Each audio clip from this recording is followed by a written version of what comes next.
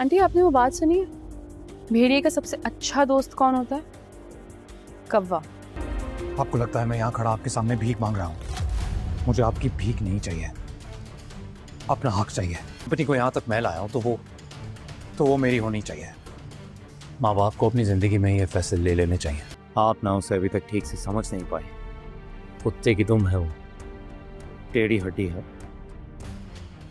Hamdani constructions को मैंने खुद खड़ा किया है, सारी मेहनत मेरी है।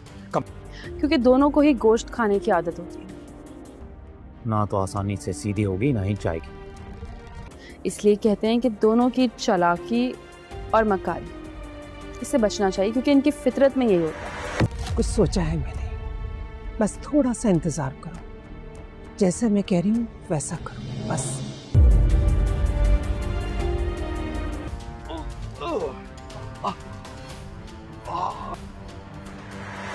तो इसमें गलत क्या है? सिकंदर, फरीद,